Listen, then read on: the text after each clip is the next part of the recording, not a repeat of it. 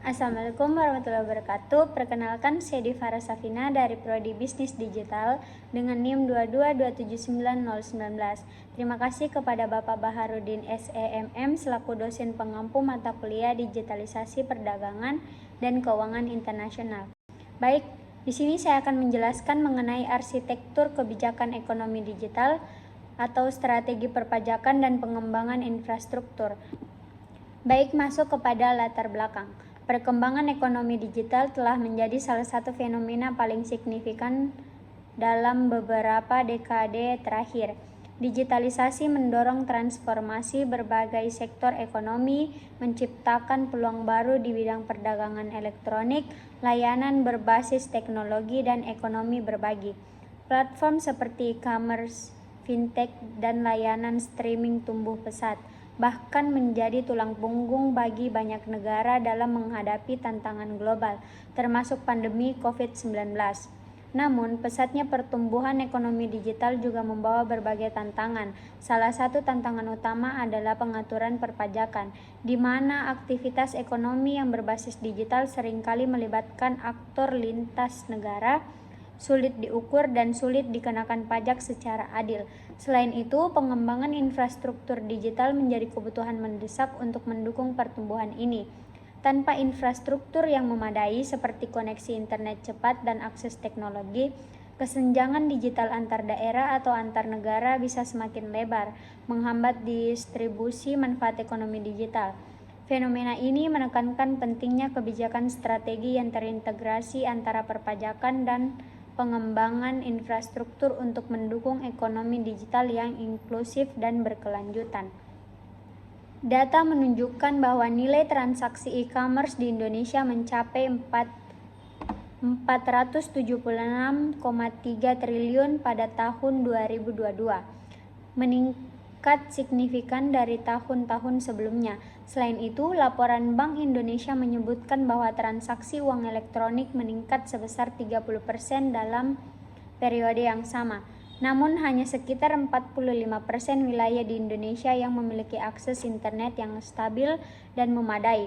Berdasarkan data Badan Pusat Statistik atau BPS, ketimpangan ini menghambat pengembangan ekonomi digital secara merata, terutama di wilayah pedesaan. Dari sisi perpajakan, masih terdapat celah dalam regulasi pajak digital yang menyebabkan potensi kehilangan pendapatan negara.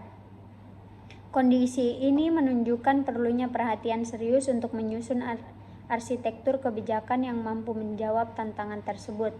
Membahas arsitektur kebijakan ekonomi digital sangat penting karena hal ini berpengaruh langsung pada pertumbuhan ekonomi nasional, peningkatan pendapatan negara, dan kesejahteraan masyarakat.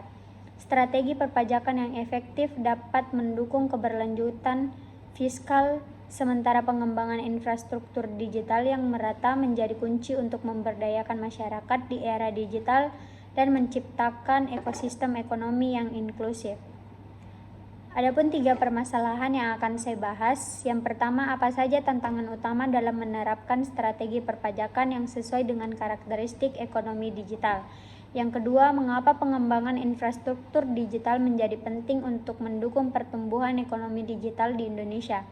Dan yang terakhir, bagaimana arsitektur kebijakan ekonomi digital dapat mengatasi ketimpangan akses infrastruktur dan meningkatkan pendapatan negara melalui perpajakan. Adapun tinjauan pustaka, yang pertama arsitektur kebijakan. Menurut Rondinelli dan Cheman, pada tahun 1983 menyatakan bahwa arsitektur kebijakan adalah kerangka kerja terintegrasi yang mencakup formulasi, implementasi, dan evaluasi kebijakan. Dalam konteks ekonomi digital, arsitektur kebijakan harus mampu menyelaraskan strategi perpajakan dengan pengembangan infrastruktur untuk mendorong pertumbuhan ekonomi. Yang kedua, infrastruktur digital. Berdasarkan teori infrastruktur oleh Castells pada tahun 2000, pengembangan infrastruktur digital seperti jaringan internet yang cepat dan stabil adalah tulang punggung ekonomi digital.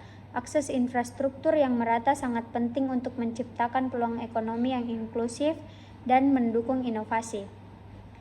Yang ketiga, ekonomi digital. Menurut Mesenberg pada tahun 2001, ekonomi digital mengacu pada aktivitas ekonomi yang memanfaatkan teknologi digital, termasuk e-commerce, pembayaran elektronik, dan infrastruktur teknologi informasi dan komunikasi atau TIK.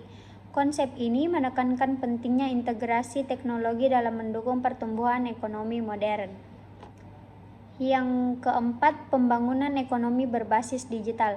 Menurut Schaub pada tahun 2016, dalam konsep Fourth Industrial Revolution, ekonomi digital memegang peranan kunci dalam menciptakan lapangan kerja baru dan meningkatkan efisiensi global.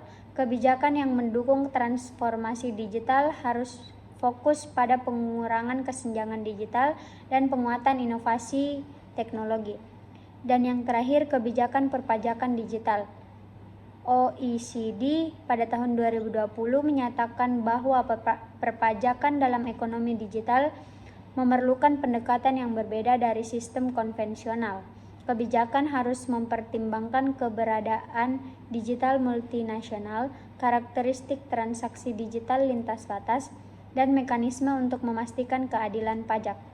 Oke, masuk kepada pembahasan. Yang pertama, apa saja tantangan utama dalam menerapkan strategi perpajakan yang sesuai dengan karakteristik ekonomi digital?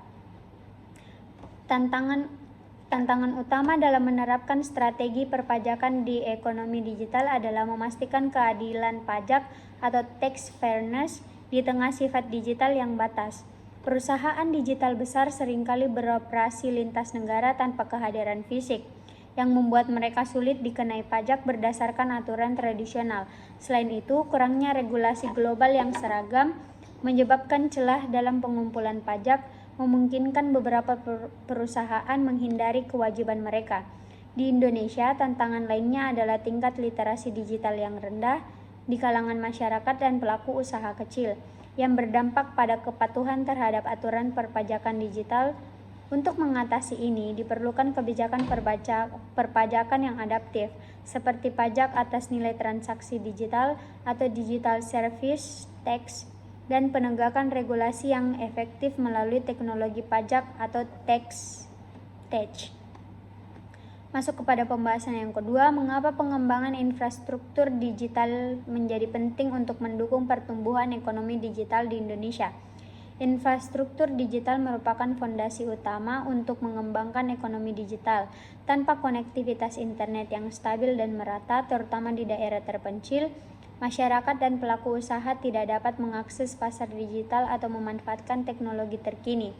Di Indonesia, ketimpangan infrastruktur digital menjadi salah satu hambatan utama. Wilayah perkotaan menikmati koneksi internet yang cepat, sementara banyak daerah pedesaan yang masih memiliki akses yang terbatas. Kondisi ini membatasi inklusi digital dan memunculkan kesenjangan ekonomi. Dengan mengembangkan infrastruktur digital yang merata seperti jaringan 5G, pusat data regional, dan literasi digital, Indonesia dapat memperluas partisipasi masyarakat dalam ekonomi digital, meningkatkan produktivitas, dan mendorong pertumbuhan yang inklusif. Masuk kepada pembahasan yang ketiga, bagaimana arsitektur kebijakan ekonomi digital dapat mengatasi ketimpangan akses infrastruktur dan meningkatkan pendapatan negara melalui perpajakan. Arsitektur kebijakan ekonomi digital yang ideal harus mencakup strategi terpadu untuk mengatasi ketimpangan akses infrastruktur dan memaksimalkan pendapatan pajak. Pemerintah dapat mengalokasikan investasi publik dan kemitraan swasta untuk memperluas infrastruktur digital seperti jaringan internet dan teknologi berbasis cloud ke daerah terpencil. Dalam hal perpajakan, implementasi kebijakan seperti pajak digital atas transaksi lintas batas dan pemanfaatan teknologi untuk meningkatkan kepatuhan pajak sangat penting. Selain itu, integrasi kedua aspek ini dapat dilakukan melalui kebijakan intensif, seperti pembebasan pajak bagi perusahaan yang berkontribusi pada pembangunan infrastruktur. Pendekatan ini tidak hanya mempersempit kesenjangan digital, tetapi juga meningkatkan penerimaan pajak untuk mendukung pembangunan berkelanjutan.